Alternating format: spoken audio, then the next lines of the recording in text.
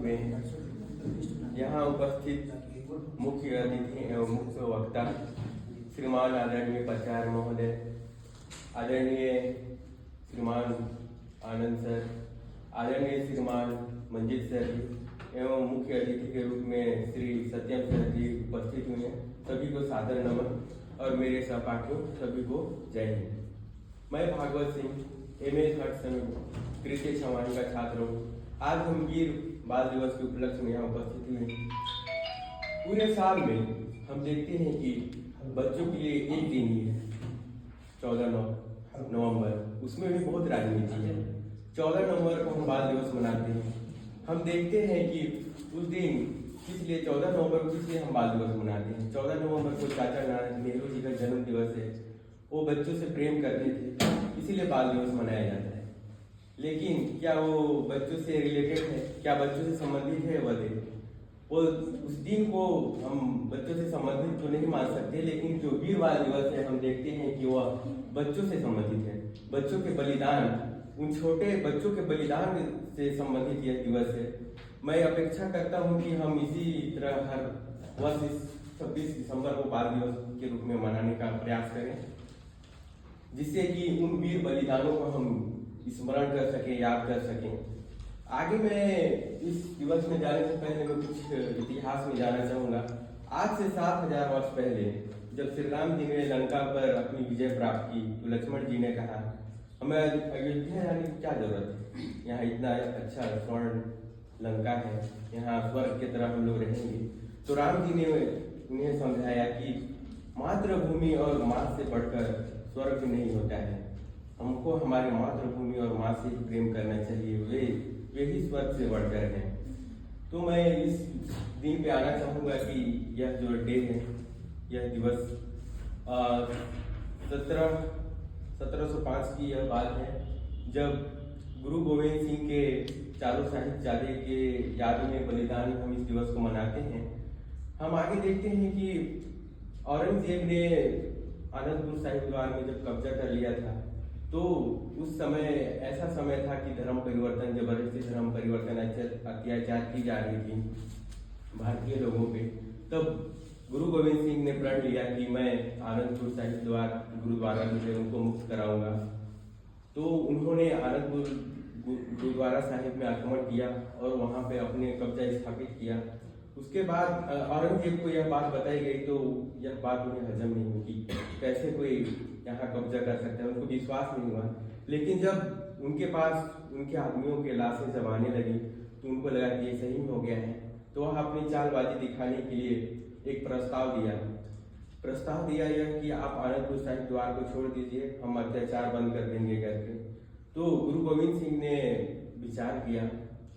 वह विचार उनमें मैं 5000 साल पहले की बात बताऊंगा। जब श्री कृष्ण शांति प्रस्ताव लेकर गए थे, तब उन्होंने कहा था शांति कोई प्रस्ताव नहीं है, शांति कोई प्रस्ताव नहीं है, उसमें कोई विचार या बात नहीं करनी चाहिए, क्योंकि शांति बहुत ही आवश्यक चीज है। उन्हीं बातों को याद करते हुए उन्होंने उस शांति प्रस्ताव को स्वीकार कर लिया। लेकिन वह औरंगजेब के द्वारा एक छल था।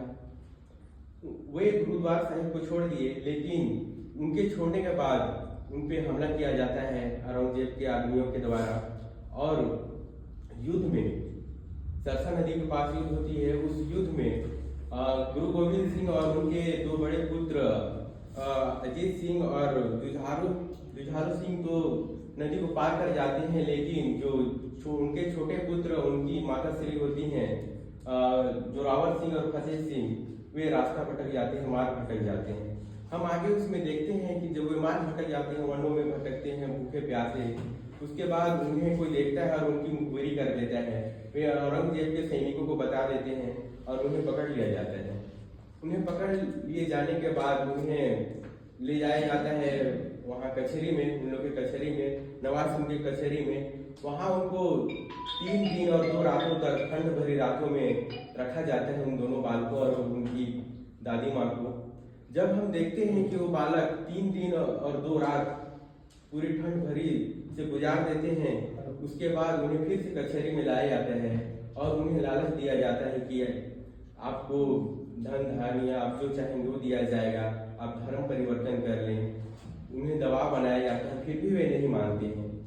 लेकिन अगले दिन उन्हें फिर लाया जाता है नवाब वजीर के कचहरी में, और फिर उनसे गुजारिश की जाती है कि आप लालच दिया जाता है, आपको गुरु की सैर कराई जाएगी, उन्हें दिया जाएगा ऐसे, फिर भी वे नहीं मानते हैं।